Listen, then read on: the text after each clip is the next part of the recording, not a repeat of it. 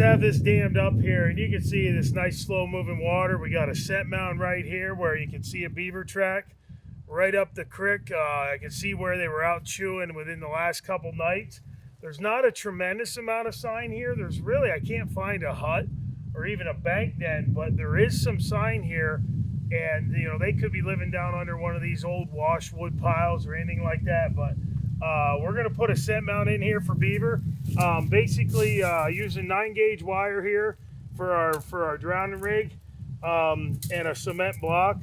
You can use a bag, fill it with rocks at your location or something of that nature. But these really work good for you, cement blocks. As long as you don't have to carry them a mile, you should be all right.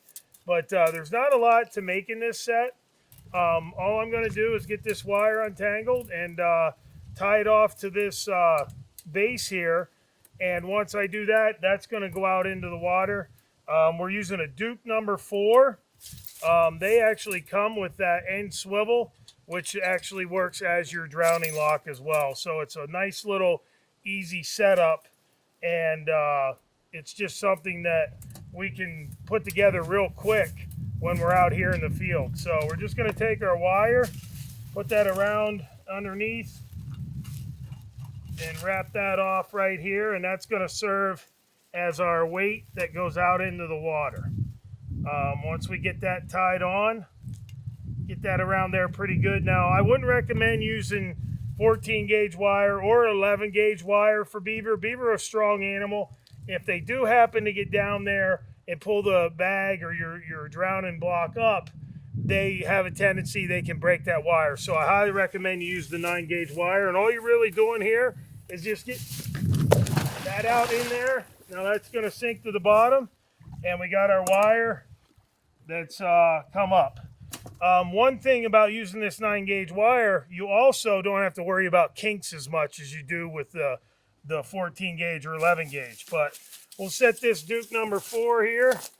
These are a really good trap. I like these for beaver. I always set for a front foot. I just like setting for a front foot. I like to, you know, even if a beaver comes in and glides in and comes up and he walks up with his back feet, he's going to hit that with his back foot. I've always set by a front foot, and I've caught probably 30 to 40% of the beaver that I take in a back foot. We're actually going to have a game camera on this, so we get some night footage, and hopefully that'll give us, you know, some information on that, how they work a scent mount when they come in. But ultimately, this is our setup with the Duke number 4. Now, all you're going to do is take that lock on the end, take the wire, and go right up through. Now, what that does for you is they can go down, but when they try and come up, they can't come up. And they go down that wire, you're going to have them at the bottom. Going to pull this straight again. Now, one thing that I do to stabilize this is I take a piece of rebar. You could use a disposable stake, something of that nature. I then just take this and I'm wrapping this around the stake, which is going to give me some stability now when I hit that down into the ground. Now my wire is taut straight down, and all I got to do is place my trap now, which, as I said, we're going to put in a front foot. We're just going to smash this down some. I like it in about 3 to 4 inches of water. That's about all I want to do with that. Make our bed there. And you can do anything with the mud to make your place for your trap. And that's going to go right there. And that's exactly where we want it. And once that clears up, we'll show you how that's in there. Now, we want to basically represent a beaver coming in here, and we're just going to create our own scent mount. And we're going to grab mud and dirt, put that up on here. And that's all we're doing, creating a scent mound. Now we're going to take and put our hunter lure on there. Our hunter lure is a really good lure for pretty much any water animal, raccoon, mink, muskrat, beaver, otter. It's got a bunch of different ingredients in it. And you can see that it's blue in nature. It's going to be dark on this. It's going to stand out really well when we get it on there.